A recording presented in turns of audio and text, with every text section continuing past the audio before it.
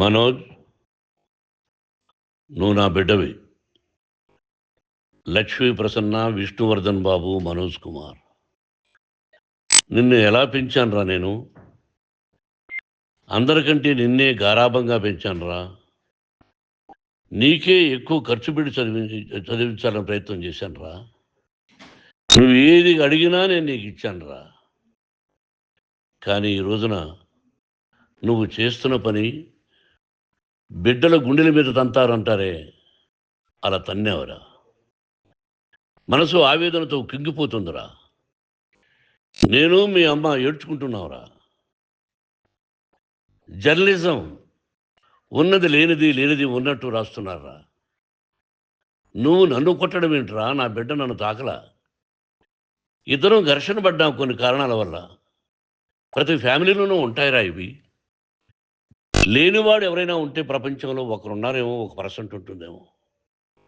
అటువంటి వాళ్ళ ఇంటికి వెళ్ళి కాళ్ళు గడిగి నిద్ర పూసుకోవచ్చు. భారత భాగవత రామాయణాలు చూసావు కదరా. ఏమిటిది? మీ అమ్మ ఎంత కుమిలిపోతుంది ఈ రోజున హాస్పిటల్ చేరింది. నీ వల్ల హాస్పిటల్ చేరుతాను. చూడు మనోజ్, నీకన్నీ ఇచ్చిన ఈ రోజున నువ్వు నా గుండెల మీద తనడమే కాకుండా అపకీర్తి తీసుకొచ్చావు. ఏదేదో రాశావు, ఏదేదో చెప్తున్నావు. కొంతమంది జర్నలిస్టులు ఉన్నది లేనిది, లేనిది ఉన్నట్టు రాసే వాళ్ళ తత్వం వాళ్ళకి ఎందుకంటే టీఆర్పీ పెరగాలి. ఇది వాళ్ళ నైజం. మనం మార్చలేము. వాళ్ళందరి మీద మన కోర్టుకు వెళ్ళలేము. వాక్ స్వాతంత్రం అంటారు, ప్రజాస్వామ్యం అంటారు. ప్రజాస్వామ్యంలో కూడా కొన్ని హద్దులు ఉన్నాయి. ఇది నీకు తెలుసు అనుకున్నా. ఎంత మంచి నటుడివి నువ్వు. నీ భార్య మాటలు విని తాగుడుకు అలవాటు పడిపోయావు. వింటున్నావా మనోజ్? ఎవరిని నమ్మాలో ఎవరిని నమ్మకూడదో పరిస్థితి తీసుకొచ్చావు. విద్యాలయాలు ఎంత గొప్పవిరా. మనం 25% కులమతాలకు అతీతంగా ఫ్రీ ఎడ్యుకేషన్ ఇస్తున్నాంరా. క్యాస్ట్ అనేది తీసేశాను రా 92లో ప్రాస్పెక్ట్స్లో. నువ్వు చదువుకున్నావురా. అక్కడ చదువుకున్న బిడ్డలు IAS, IPS అయ్యారా. ఎంతోమంది గొప్పవాళ్ళు అయ్యారా. నువ్వు నటుడుగా ఎంతో గొప్పవాడివి.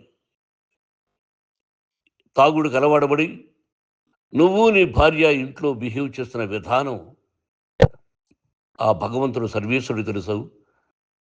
భగవంతుడు చూస్తున్నాడు రా. నేను తప్పు చేసినా, నువ్వు తప్పు చేసినా, ఎవరు తప్పు చేసినా. ఎంత అవకాశం ఇచ్చావు మాట్లాడుకునేదానికి అందరికీ. ఇన్ని సంవత్సరాల్లో మన విద్యాలయాల్లో ఒక్క తల్లి కానీ ఒక తండ్రి కానీ ఏమైనా చెప్పారా? ఆ బిడ్డలు మన బిడ్డలు రా. మీరెంతో నాకు అక్కడ ఉన్నవాడు కూడా నా కూతుర్లు, నా కుమారులు. ఎంతమందికి ఫ్రీ ఎడ్యుకేషన్ ఇస్తున్నావు. వాడి దగ్గర ఏది ఆశించరా. నువ్వు ఎందుకు ఇలా తయారైపోయావు? ఎందుకు ఇంట్లో ఉండే పని వాళ్ళందరినీ కొడుతున్నావు? పనివాడు వాడు పని చేసుకోవడానికి మన ఇంటికి వచ్చాడు రా. ఆ పనివాడిని కొట్టడం చాలా మహాపాపంరా.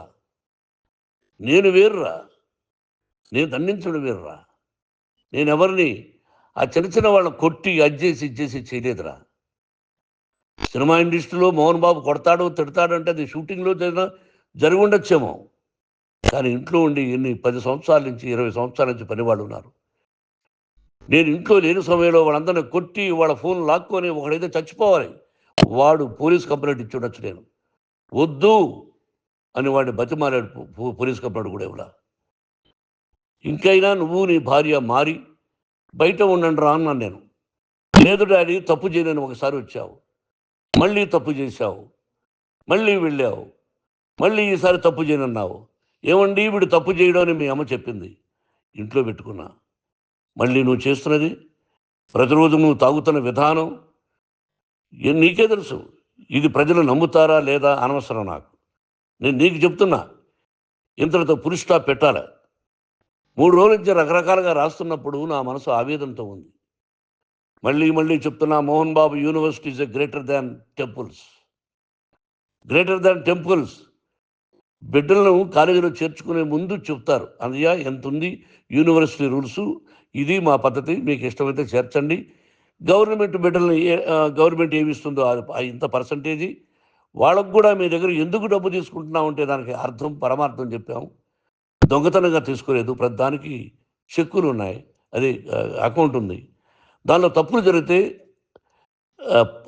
డిపార్ట్మెంట్ ఉంది. కాలేజీలో ఇంకేదైనా తప్పు జరిగితే గవర్నమెంట్ ఉంది. ఇవన్నీ నీకు తెలుసు. ఈ రోజున ప్రపంచంలోనే నంబర్ 1గా చేయాలని మీ అన్న కష్టపడి ఇతర దేశాల్లో నంబర్ 1 యూనివర్సిటీ టైఅప్ చేశాడు. ఈ రోజు నువ్వు చేసిన విధానం ఏమిటి? నువ్వే ఒకప్పుడు నాకు ఇవి ఏమొద్దు నేను యాక్టింగ్ అన్నావు. ఈ రోజున ఏం చేస్తున్నావు? విద్యాలయాల మీద పడ్డావు. తల్లిదండ్రులు చాలా గొప్పవాళ్ళురా. కొంతమందికి డబ్బు కట్టలేకపోవచ్చు. కట్టని వాళ్ళకు కొంత సహాయం చేసాం. అంతా సహాయం చేయలేము. బ్యాంకుల్లో డబ్బు కట్టాలి. లెక్చరర్స్కి డబ్బులు ఇవ్వాలి. యూనివర్సిటీ బ్రహ్మాండంగా నడపాలంటే మంచి లెక్చరర్స్ కావాలి. ఇవన్నీ తెలిసి చేస్తున్నావురా 32, 33 సంవత్సరాల నుంచి. అది పక్కన పెడితే అందరినీ కొట్టడానికి వస్తావు. మీ అన్నం తిడతావు. ఒక వ్యక్తి వినయ్ గారనే ఆయన వ్యక్తి హెల్ప్ చేయడానికి వస్తే ఆ వినయ్ ఎవరు లజ్జాగుడికి చంపేస్తాను వాడు అన్నావు. ఇవన్నీ ఎంత తప్పురా? అంటే మీ నాన్నగారికి ఎవరు సహాయం చేయడానికి వస్తే వాళ్ళందరినీ లజ్జా కొడుకులు అంటావు. చంపేస్తానంటావు. మీ అన్నను చంపేస్తానన్నావు. చంపరా చూద్దాం మీ అన్న నేనే అన్నా. తాకరా నీ ధైర్యం ఉంటే అన్నా. ఎంతమందిని చంపాలనుకుంటున్నావు? ఎంతమందిని చేయాలనుకుంటున్నావు? నువ్వు ఏం సాధించాలనుకుంటున్నావు? ఆలోచించుకో. ఈ ఇంట్లోకి అడుగు పెట్టడానికి నీకు అధికారం లేదు. ఇది నా కష్టార్జితం. మా నాన్నగారు 10 రూపాయలు 10 పైసలు కూడా ఇవ్వలేదురా. మంచి జన్మనిచ్చాడు మా నాన్నగారు. మద్రాసుకు వెళ్ళి వీధుల్లో అడుగు తిన్నానురా. ఒక పూట కూడా భోజనం లేకుండా అడుగు తిన్నానురా.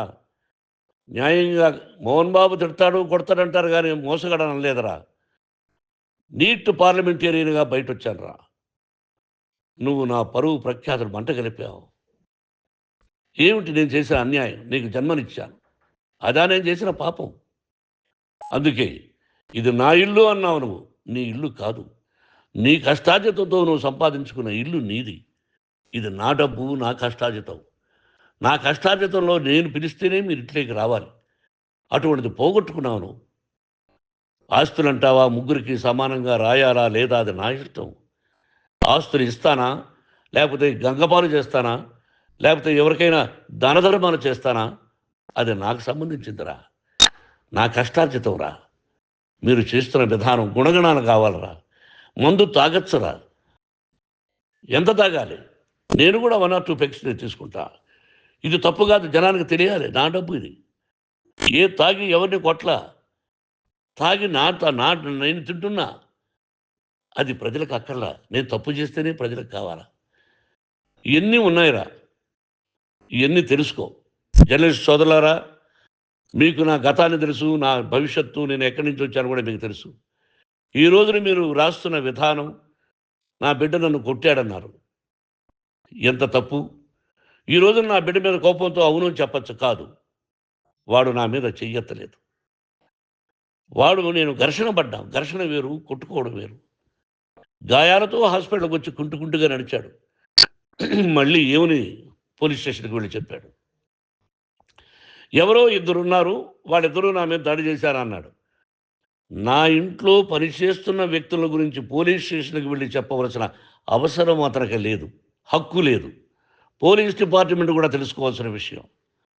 నా ఇంట్లో ఉండే వర్కర్స్ మీద నేను కంప్లైంట్ ఇవ్వాలి. నువ్వు పర్మిషన్ లేకుండా నా ఇంట్లోకి నువ్వు చొరబడి ఇల్లు నాదంటూ ఇంట్లో పనిచేస్తున్న వర్కర్స్ మీద కంప్లైంట్ ఇచ్చావు. అది ఎంతవరకు పోలీసు న్యాయమో రూల్సో చూద్దాం. పోలీస్ డిపార్ట్మెంట్ ఇంటికి వచ్చింది. వాళ్ళకి రాశాను ఉత్తరం. అయ్యా, నేను సీనియర్ సిటిజన్ని, నాకు రక్షణ లేకుండా ఉంది. నా బిడ్డ వల్ల నా ఇంట్లో నుంచి నా బిడ్డను పంపించేసి ఇది నా ఇల్లని. వాళ్ళు నాకు సమాధానం ఇవ్వలేదు. ఇవ్వకపోగా ఎవరిని పట్టించుకోలేదు. ఇప్పుడు పోలీసు వాళ్ళు వచ్చి ఏమండి రూల్స్ ప్రకారం నా బిడ్డ ఇంటికి రాకూడదంటే మాకు హయ్యర్ అథారిటీ వాడు ఫోన్ చేశారు. మీరు ఎవరిని స్టాప్ చేయొద్దండి, బయట నుంచి ఎవరైనా వస్తే వాళ్ళని స్టాప్ చేయండి అన్నారు. 2 రోజుల నుంచి 10 మంది 20 మంది వస్తున్నారు. వాళ్ళు అలా చూస్తూ నిలబడ్డారు. వాళ్ళు ఫోటోలు తీసుకున్నారు. వాళ్ళ మీద మళ్ళీ వదిలేస్తున్నారు. ఎవరిని నిందించాలి? But I give respect to the police department. వాళ్ళకి ఎవరు ఏ అధికారి ఫోన్ చేశాడో, ఆ అధికారికి ఏ పొలిటీషియన్ చేశాడో అది వాళ్ళకే వదిలేస్తున్నా. కాబట్టి వాళ్ళు పోలీస్ కంప్లైంట్ ఇచ్చినా కూడా మేము సంబంధం లేదని అంటున్నారు కాబట్టి నేను నా బిడ్డను నిన్ను నాపు చేస్తున్నా. నువ్వు ఇంట్లోకి వచ్చే అధికారం నీకు లేదు. నువ్వు వచ్చి నీ బిడ్డను తీసుకెళ్ళు. సంతోషం.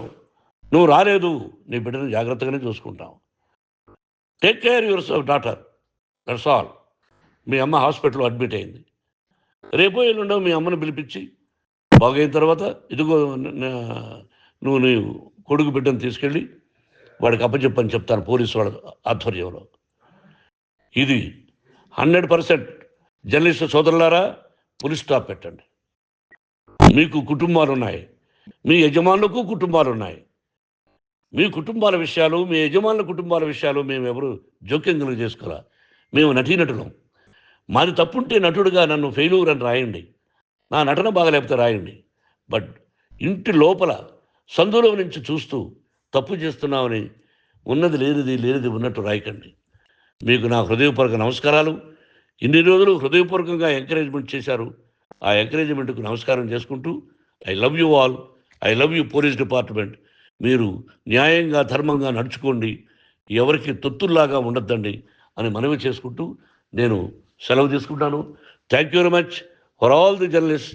ఇక్కడ పులి స్టాప్ పెట్టండి, పులి స్టాప్ పెట్టండి. Thank you very much.